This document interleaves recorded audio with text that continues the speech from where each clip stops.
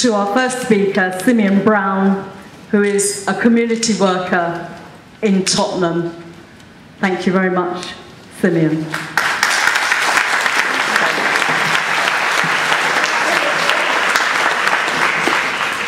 I think first I must apologise, I haven't really prepared much tonight. It's been a very, very long week. I haven't prepared much, haven't slept much. But it hasn't just been a long week, it's been a very important week. Important in the sense that the riots happened, but I'm not so much worried about that. I'm worried about what follows the riots, what happens. Because in this week, we begin to form the basis of the story, how will the riot be remembered, and more importantly, what policies and what discourse will be formed. Because it's the discourse which provides the most danger, especially the rhetoric that we are already hearing from the House of Commons. So, today, I work with a group called Community Builders. They're young people, between the age of actually 5 and 16. And we were looking at music and rebellion, the history of Britain between 1980s and 1990. And we're comparing the newspapers from 2011 and 1981.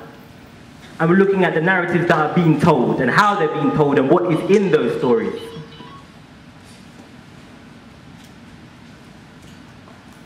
And then we look closely and we're trying to actually learn, so what happened? And in those stories we hear about the need for more policing, over-policing, the need for bullets and water cannons. And then we see here that out of those narratives was no recognition of the seeds that triggered those things in the first place. Now I'm from Tottenham, and I was in central London when I found out what was happening, and I went straight back to see my first barbershop burning down. Now anybody who knows Tottenham knows the narrative of Tottenham and knows about 85. But it seems that if you were to actually read the tabloids from 1985, you will know a completely different narrative. Now the narrative that I know was that there was a woman called Cynthia Jarrett, and she was in her house, and the police burst in, and from that she died, and that was what triggered it. But yet that narrative was not recorded. That story was not told, and from that, what policies did we see? An increase in police powers and a failure to recognize the very seeds and to recognize the very issues that produced what happened. Now for me, this is where this week is so important, because it's in this week where discourse is formed. And the question is always this: how are we taking care of the story and the struggle?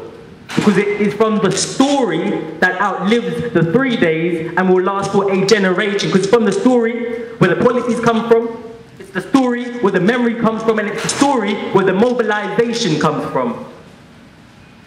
And so for me, it is very important that everybody here concedes that we are storytellers. And we must really win that debate and remind people where we've come from and the narrative of this country, because the debates that we are having are not the debates that we should be having in. Debates about inequality, where are they? Nowhere. Debates about citizenship, where are they? Nowhere. Debates about investment in public services, where have they been? Nowhere.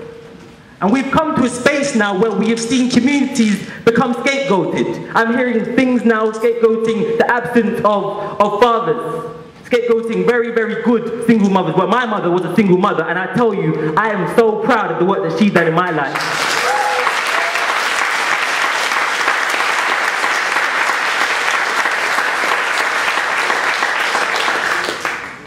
But that is how the discourse and the story gets framed, and we lose what is really important.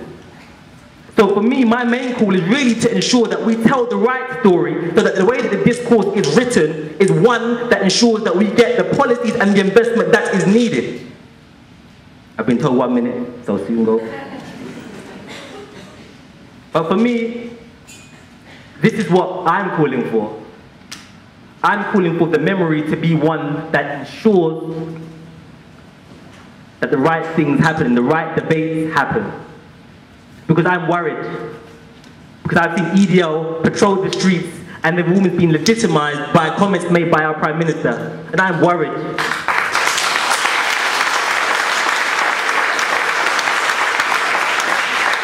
So this is our time to tell the story and ensure that we learn and